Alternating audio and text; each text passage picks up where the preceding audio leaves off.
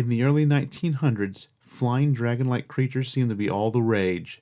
Tonight, we take a look at the Snallygaster, which was seen in the night skies from Maryland to Ohio. Then we hop over to Van Meter, Iowa, to discuss the mysterious Van Meter visitor. All that and more on Small Town Secrets.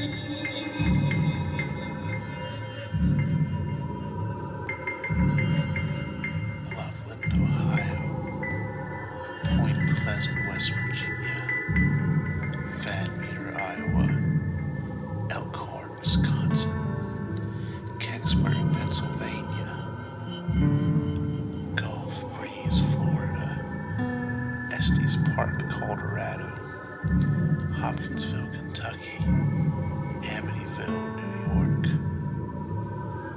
Every town has a secret. What is yours?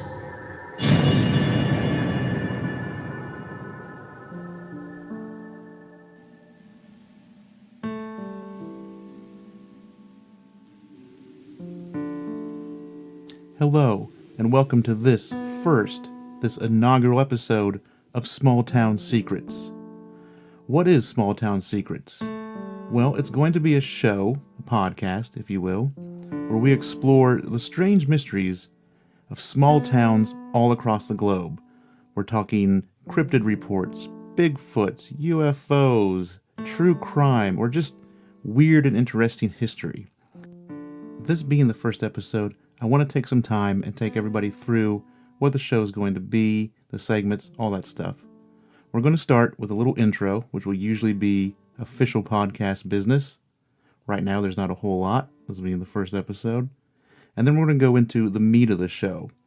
It's usually going to be a story about 1 to 3 towns, depending on how much information I can dig up. And I'm going to try as hard as I can to kind of have a theme connecting them. The whole theme thing kind of came organically with this first episode. I wasn't trying to find 2 stories about flying cryptids from the early 1900s. It just sort of happened that way. So I thought to myself, let's keep that going. I'm going to try to connect these stories by some sort of theme. It might be, they might all be UFO sightings. They might all be Bigfoot stories. They might all be true crime. Or they might be connected in some way. For example, I'm working on a future episode that will have 2 different stories that are kind of connected by an insane theory. Something like that. After that, we'll take a small break, and we'll come back with local headlines. These will be small news stories that might turn into future episodes, but they'll usually be current events, wacky news, things like that. And then we'll finish out the show with listener stories. We've got a couple tonight that both deal with hauntings in their own small towns. Then we'll have a little outro to put a button on everything, and we'll head on out for the next episode. As I mentioned earlier, we're going to be talking about 2 flying cryptids from the early 1900s. The dreaded Snallygaster, which started out in Middletown, Maryland, and ended up out in Casstown, Ohio, and then we're going to switch over to Iowa and talk about the Van Meter visitor. But before we do that, I have a promo from another podcast. Everyone has a story. So take a listen and check it out, and we'll be back after this. It wasn't even a cool dog like a Rottweiler. No, it was like, no, a schnauzer almost took me off the earth. So, did you drink a lot? Did you do drugs? I mean, what? Yeah, yes, to both. And I gotta tell you, I was an ass. Really? For the bulk of those years. Okay, just like what you mean, arrogant? Arrogant. It was just all about Full Moon, whatever Full Moon could do to benefit Full Moon. Okay. And I didn't care who I walked on, who I stepped on, who I angered. Have you ever passed someone on the sidewalk and wondered what their story is? What makes them tick? What makes them who they are? I'm Nathan Wade, and I'm the host of Everyone Has a Story podcast. Each week we interview an average person and explore the events that have impacted, shaped, and molded them into the individuals they are today. In this world of vicious social media rants and bitter partisan politics, we need to put the Facebook down and shut the Fox News or CNN off and take our neighbor a plate of cookies. I'm trying to do my small part here to bring people a little closer together. So grab your favorite beverage, find a comfy chair, and join me in on the conversation. Everyone Has a Story releases a new episode every Monday morning. You can subscribe on iTunes, Spotify, Stitcher, or wherever you listen to your favorite podcasts. You can also listen and subscribe at everyonehasastorypodcast.com. Remember, everyone is unique. Everyone has a story. What's yours?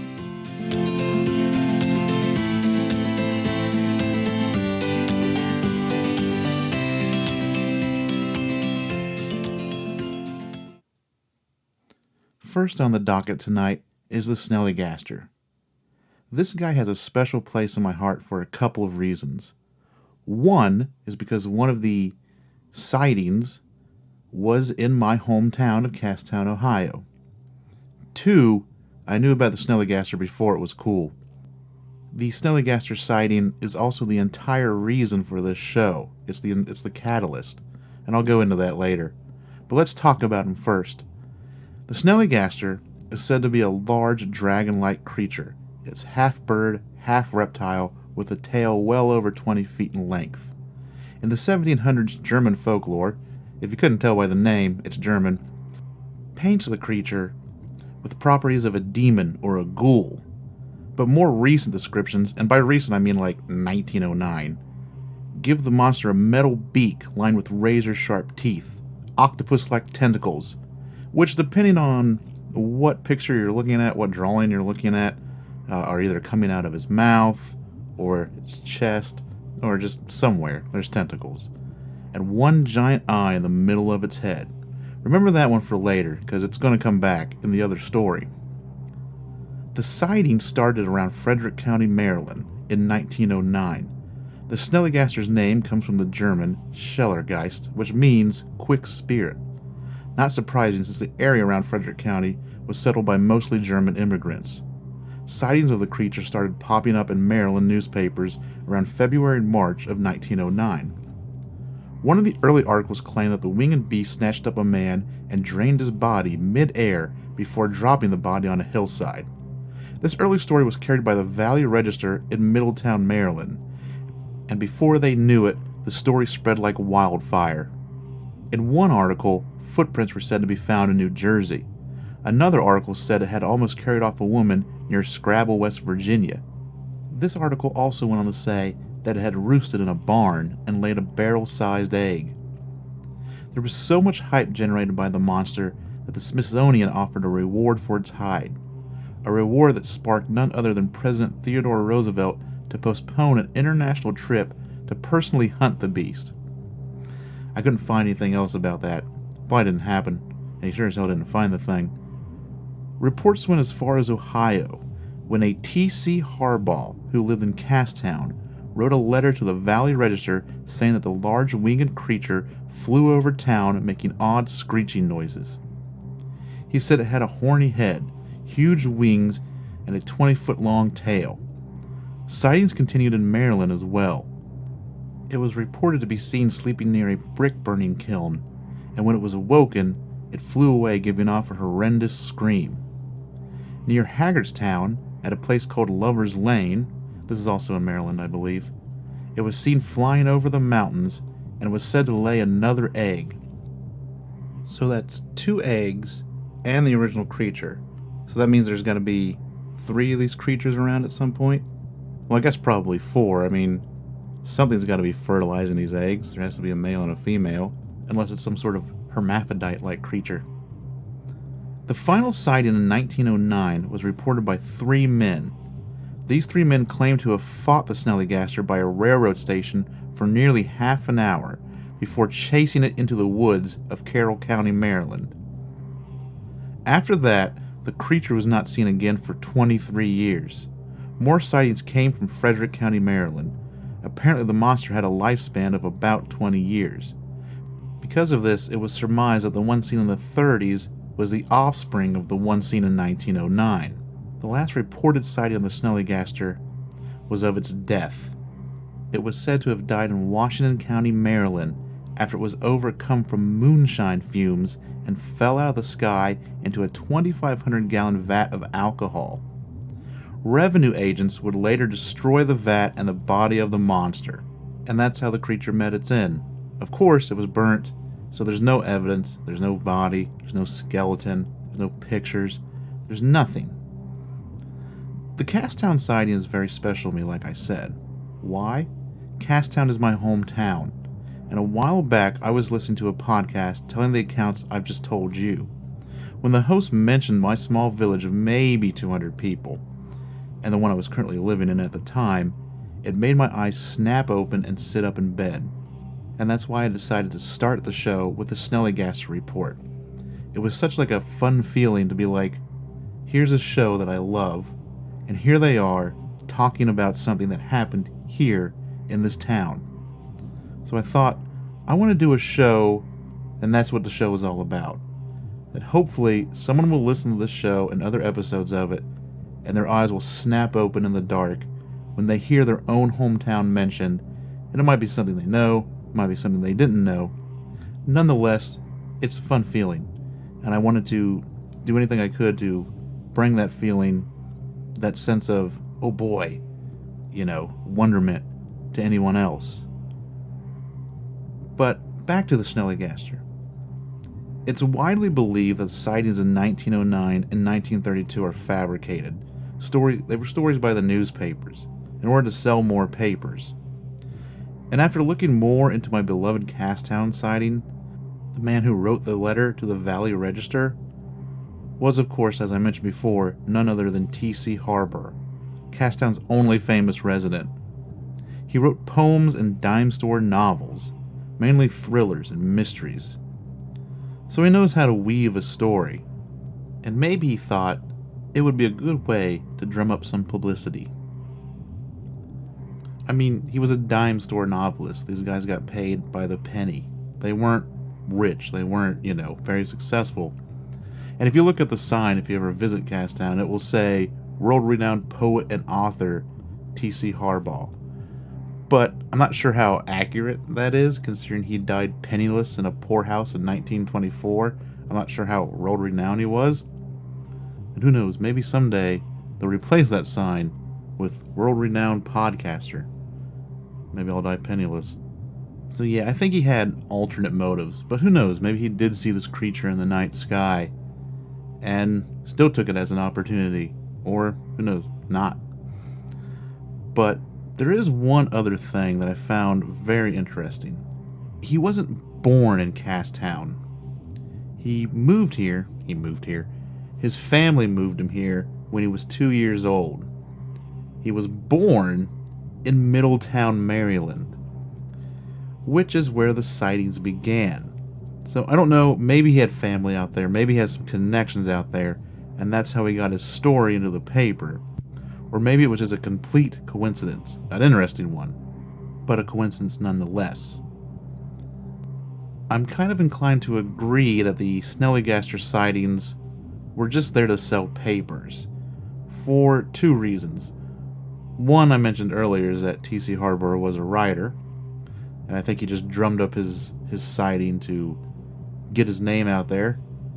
And the other one, the thing that really makes me go, oh, this is fake, is the last sighting, 1930s, Prohibition.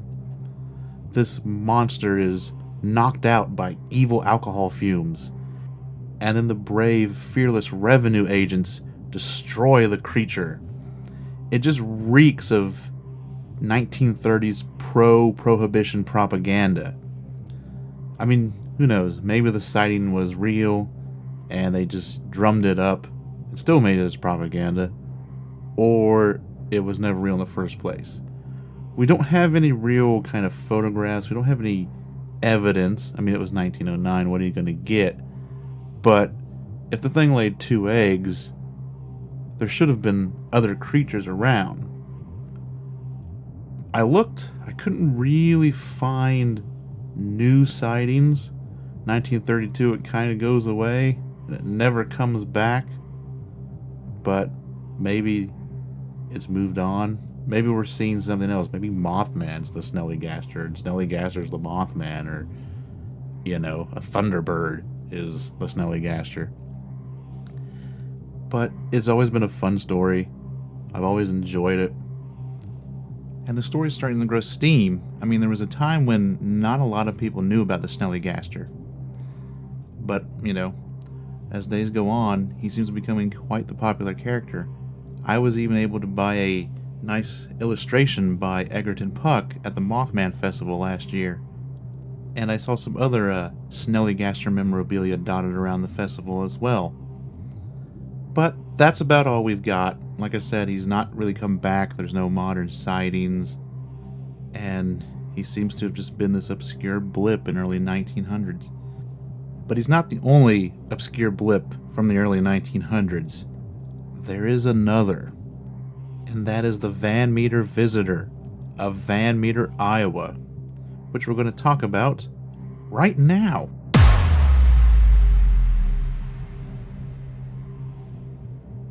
In 1903, the small town of Van Meter was terrorized by a strange winged creature. It was said to have been 8 feet tall, with large bat-like wings, a beak, and one large eye in the middle of its head. There it is again, just like the Snallygaster, one large eye in the middle of its head. But this one emitted a bright, almost beam-like light from its one eye.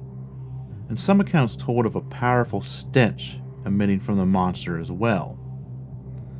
The town itself really started to take off in 1879, when a 257-foot deep coal mine was sunk.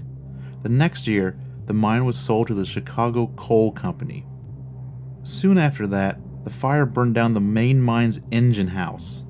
It was rebuilt with the latest mining technology at the time. Because of this, the Van Meter mine would become one of the most prosperous mines in the Midwest. In 1883, the owners of the mine decided to expand and built the Platt Pressed and Fire Brick Company. The mine would chug right along until 1902, when a labor dispute would lead to the owners to shut down the mine rather than negotiate with the workers. However, the brick factory was unaffected by this and would continue on for some time. The first person to see the strange creature was U.G. Griffith. Griffith owned a tool and implement and seed company along with his brother David.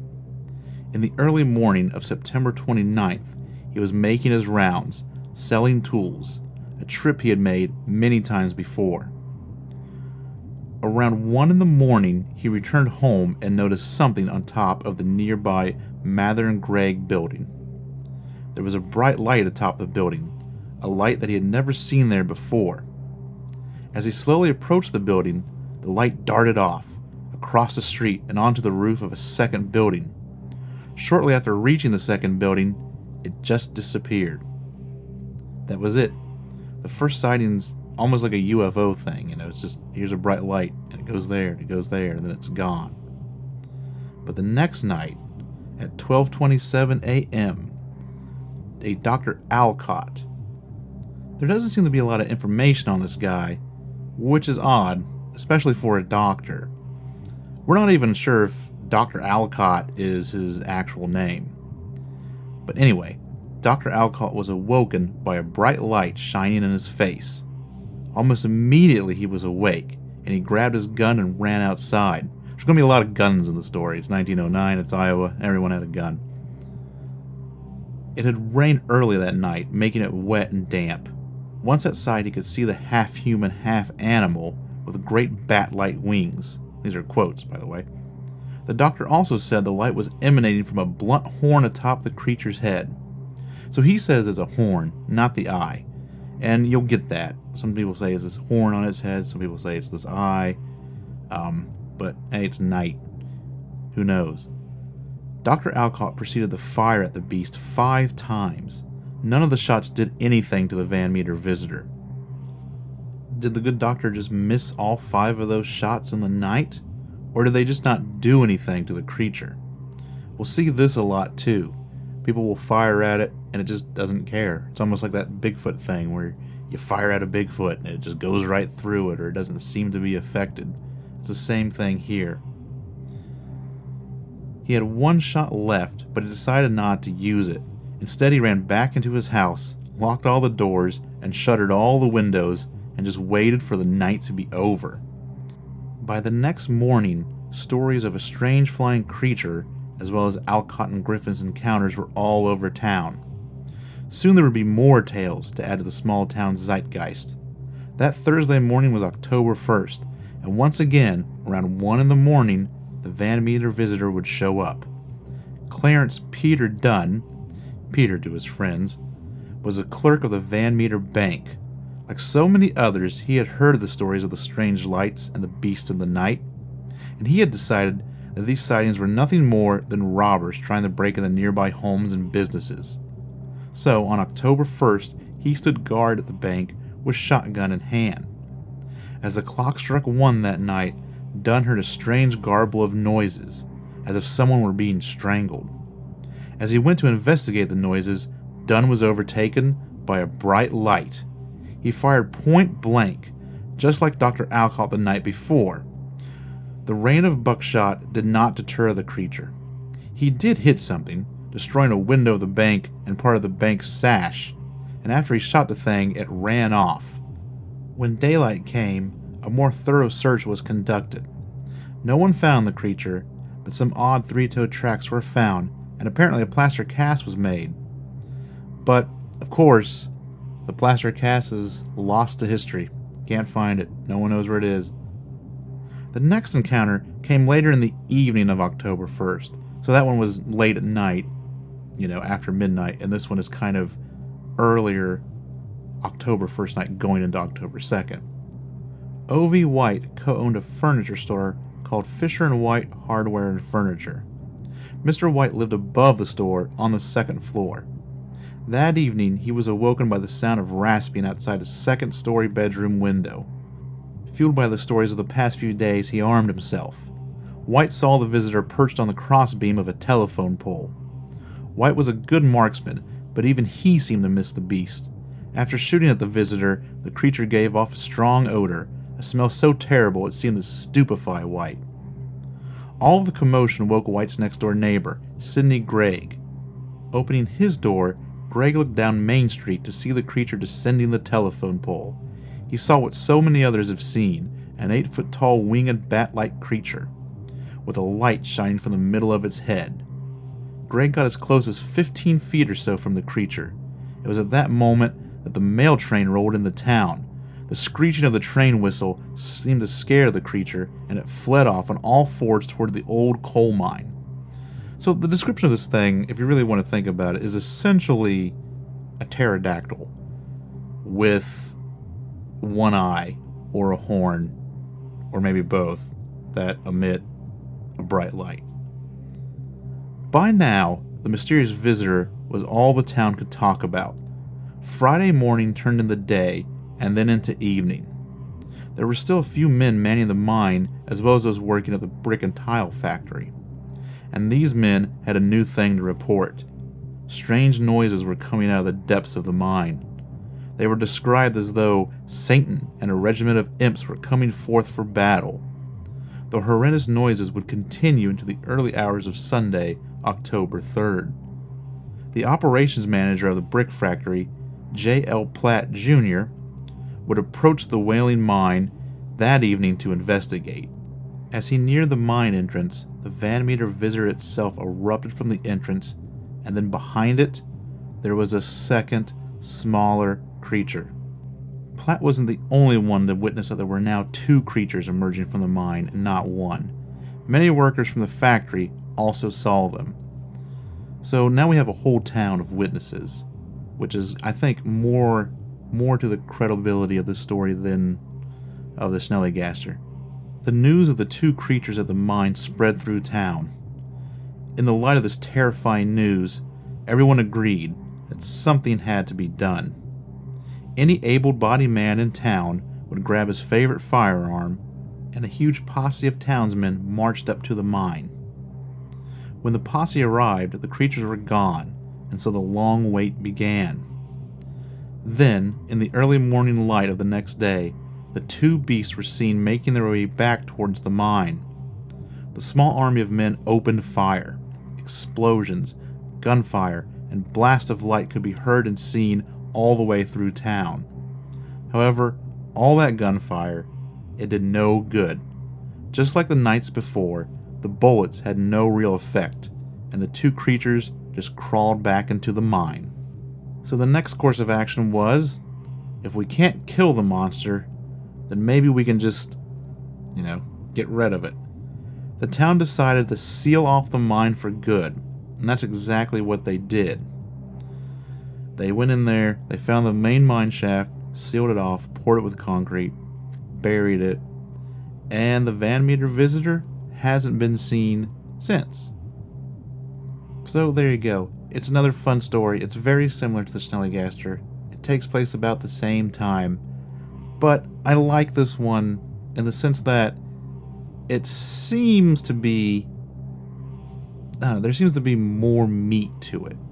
You have witnesses, you have names for these witnesses. A lot of them were upstanding members of the town. It wasn't a local loon who lived on the outskirts of town that no one believed.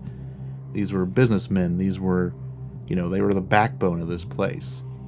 You've got all of these people that supposedly went to this mine and tried to kill this creature. You've got, hopefully, maybe, somewhere, plaster tracks that were taken that, I don't know how long plaster lasts, but if it was still around in 1903, then maybe they are out there somewhere. The only weird thing about this one is it seemed to, all the news stories were written by one guy. So did this guy just make up this entire story, fabricate everything, use people's real name just to sell papers?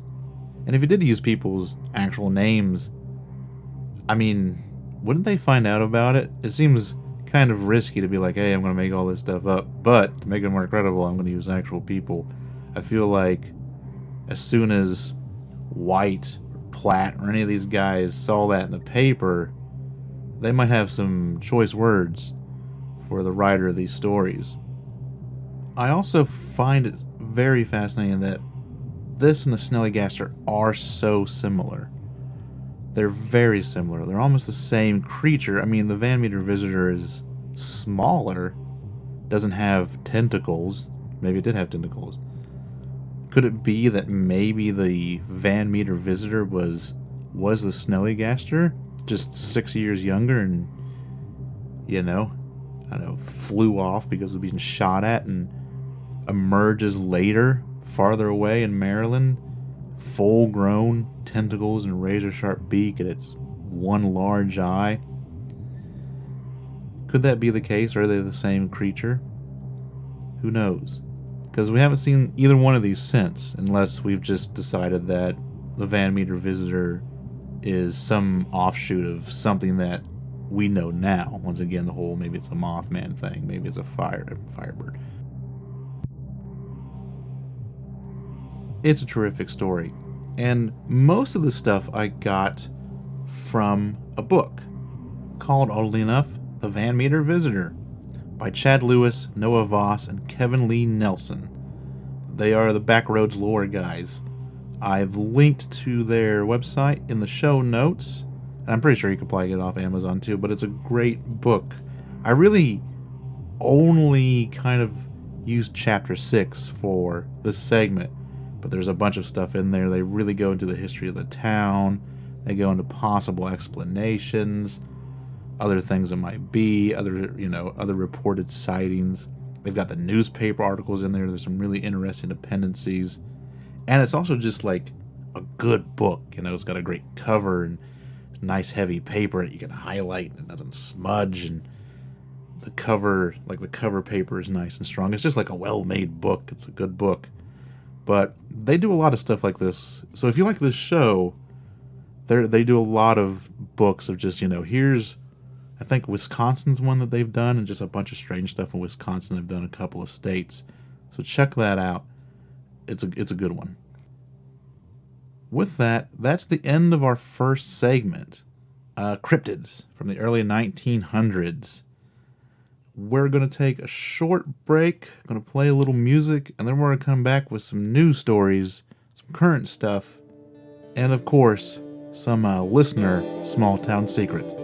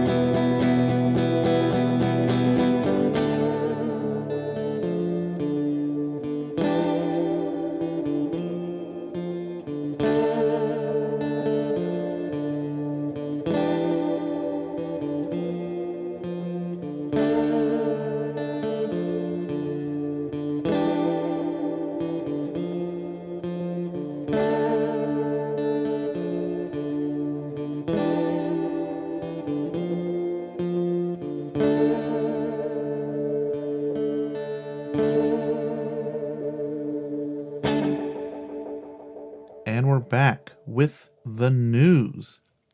So the first story I'm going to talk about is about Roswell. Don't know if I'm ever going to do a Roswell episode. I feel it's probably super played out.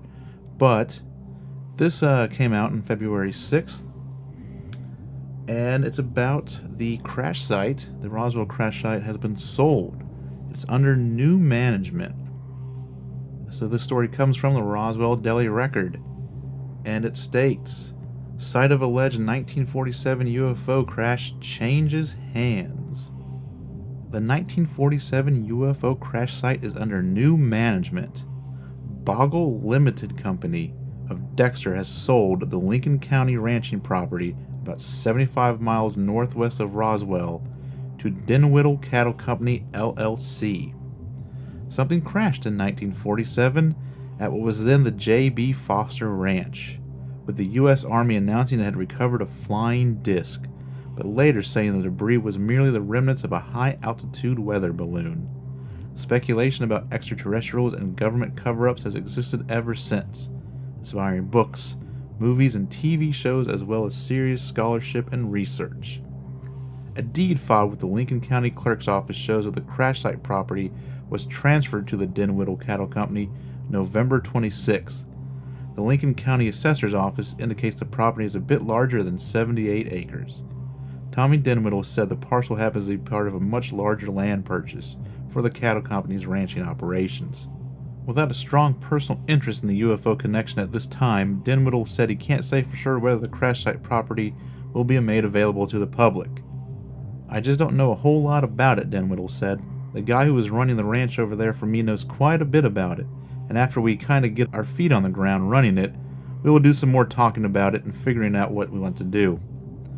The Bogle family has hosted tours of the site during the most recent UFO festival in July, marking the first time that the group provided visitor access during its 66 years of ownership. Prior to that, only researchers or documentary makers were given permission to be on the property.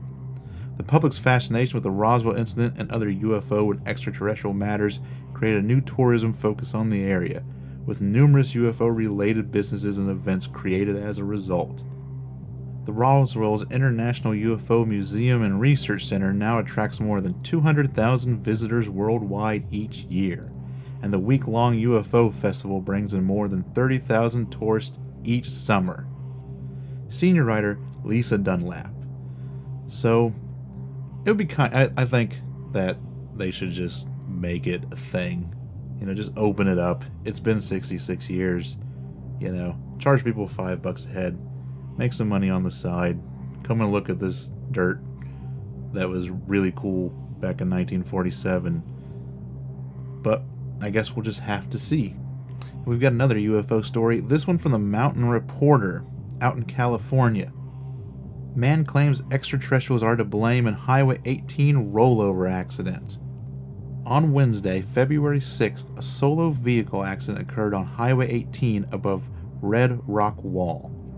A white Ford E350 van, for unknown reasons, overturned on Highway 18, landing on its side after crossing onto oncoming traffic lane. The van was traveling upbound towards Rimfrost just after 1:34 p.m. According to CHP transcripts of the original 911 call, the driver admittedly stated that his van was flipped over by aliens. Additionally noted in the CHP transcripts, the male driver became confrontational with bystanders and officers, then stated that he did not want law enforcement on the scene and demanded a tow truck. The van lying on its side was not a traffic hazard, as it was out of the roadway and not blocking traffic lanes. 3 California Highway Patrol units were on the scene. The man was not transported for his injuries, and his claims of alien intervention during the traffic accident are under investigation by the California Highway Patrol. Georgie A. Tsoukalos was not available for comment. That story was written by Raymond Ray.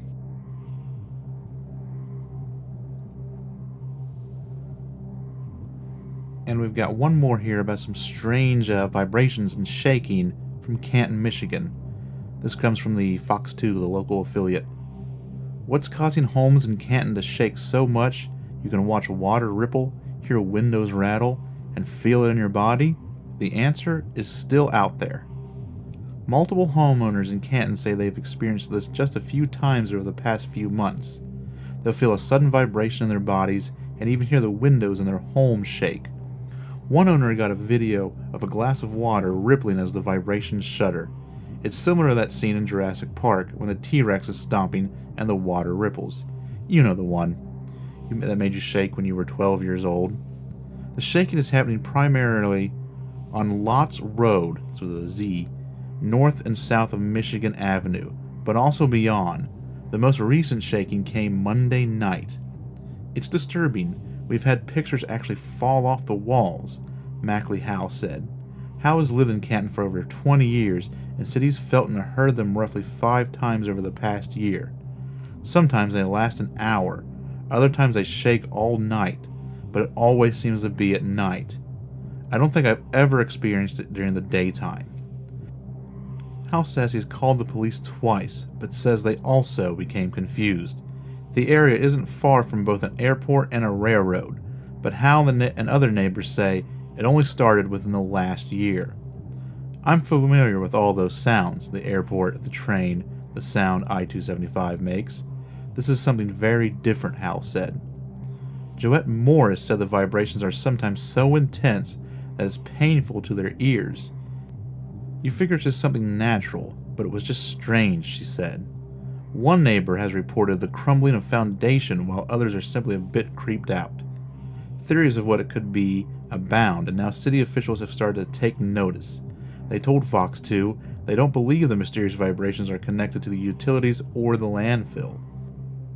Instead, the city believes it's coming from I-275.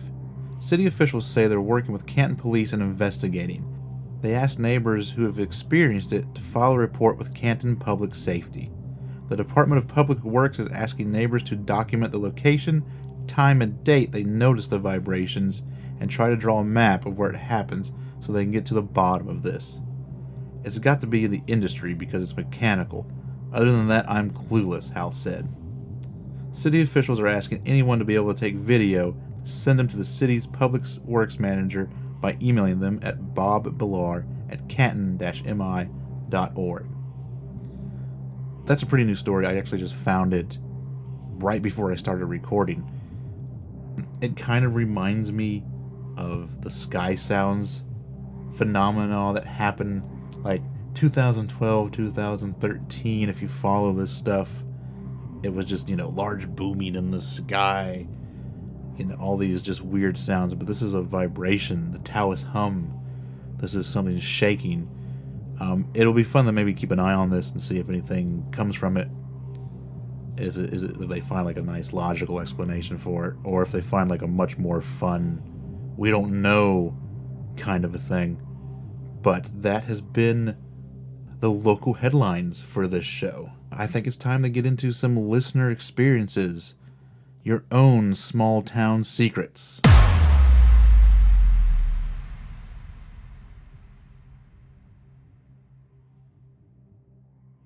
I know I'm calling these first ones listener stories, and this is the first episode, so there aren't really listeners, but these are, I did get some people to send me some stuff in. Two of them, actually. Both of them kind of about hauntings. The first one is from Kaylee Mary Hurd from Able, Georgia. This is a Facebook post that she gave me permission to use, so if it sounds a little Facebook posty, that's because it is. And she wrote it down kind of in nice bullet points, so I'm just going to go down and just read it. A haunting story. Kaylee Marie Hurd, Able, Georgia. I thought I would share a story from my childhood of a haunted house I lived in, since it seems you guys like ghost stories. It'll be a bit long as there's a lot that happened, but this house was seriously whacked, man. Background. Since around the 1950s, my family owned a plot of swampy land in South Georgia. As of the 1960s, we have one known death on the land, my great-grandfather, death count 1. In the 1980s, my grandparents built a house with their own hands. All attached to realtor listing, as no one will live in it now, and moved in. By 1995, my grandfather died of a heart attack in the house, death count 2. In 2006, my Nana died of brain cancer that she suffered with mostly in the house, but died in the hospital at the last minute. Death count 3. In 2012, my great-grandma died off the land. She had spent most of her life there. Death count 4. By 2009, due to a divorce, my mother, me, and 4 of my siblings had to move into this now vacant house. It was trash from the previous tenant who used drugs all over the house, let dogs defecate on the carpets, and even attempted suicide in the house. There was even a bullet hole in the wall from where he had missed his head with the bullet. It wasn't long after that the activity started. The haunting. Here's a list of things we experienced in the house. 1. We would go to sleep at night and wake up in the morning and cabinets would be open in the kitchen. Not all of them, just a select few. No one ever owned up to it. 2. People would come over to visit and ask when did we get a black cat because they saw it in the kitchen or walk up the stairs. We didn't have a black cat. 3. Our pets would randomly drop dead. We had a neighbor who had a reputation for drugging local pets with antifreeze, so this could be the source. Sad nonetheless, we lost perhaps 4 dogs and 10 cats to this property. 4. A friend of my brother's was over and began crying because he saw a pair of legs walk up the stairs. It didn't have an upper body. He later saw it again in the backyard, walking into the woods. The water in the house was extremely sulfuric. Not specifically ghost-related, but I know sulfur is related to demons. I'm not sure if demons just smell like sulfur or if it attracts them. 6. My sister and I shared a bedroom upstairs and would hear knocking from the little door inside our closet that led to the attic. We would ask it questions and it would respond intelligently. And here's an example. Us. Knock twice if you're dead. Us. Knock once if you're a woman and twice if you're a man. Us. Knock once if you plan to do harm and twice if you're friendly. 7. If you're a woman, at least for me, a shower felt like torture because you could feel someone watching you. that you couldn't see. It felt predatory and sexually charged. That's what made it terrifying to my 13-year-old self. 8. My brother and I both saw a large brown figure as tall as the ceiling walking around the kitchen one night. I still don't know what it was. 9. A man in a fedora and long trench coat watched me sleep every night next to my bedroom door, so I couldn't walk out to tell someone. To be fair, this had been going on before I moved into the house, since I was around 7. I think these are referred to as shadow people. 10. A friend that lived with us for a while saw a black figure sleeping on my mother's chest while she slept, sucking on her face. 11. The same friend in 10 saw my Nana at the foot of the stairs. 12. I saw my grandmother who had died in the house in the laundry room. 13. I saw my great-grandmother on the back porch. 14. I had my hair pulled while I was singing in my bedroom. Maybe they didn't like the song choice. 15. My sister was lying in bed one night and felt a sharp pain on her face and came downstairs, and there was a hand mark on her face. She was slapped by something she didn't see. 16.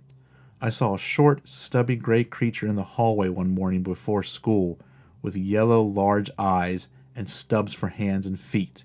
It's never left my mind. But I'm not an artist, so it's hard for me to show it. Its skin was the same pattern as TV static. It was insane. That's all I can recall for now. If I remember another event, I'll comment on it. The activity escalated after there was another suicide attempt in the house. Death count 5? We moved out in 2013. The house sold to a couple with a child and they lived there for less than a year. I heard they moved partially due to the activity, but I can't be certain. Even after remodeling, the house can't sell, or even rent. I did some research and managed to find it's on Creek Indian land before the Georgians stole it way back when. I think about this house a lot, and so does the rest of the family. People who never believed in ghosts or demons spent time in this house and walked out believers. It truly is a one-of-a-kind place. And I'm going to post in the show notes the realtor listing so you can take a look. If you're looking for a really haunted house in Georgia, this might be the one you're looking for. And our last story comes from Cody Zadinsky, Harbor Creek, Pennsylvania. Harbor Creek, Pennsylvania, on Buffalo Road, where there is now a Price Right. At the time, the store was empty, and I was sitting on the side bored and decided to use my recorder to make fun of EVPs and ghost hunters.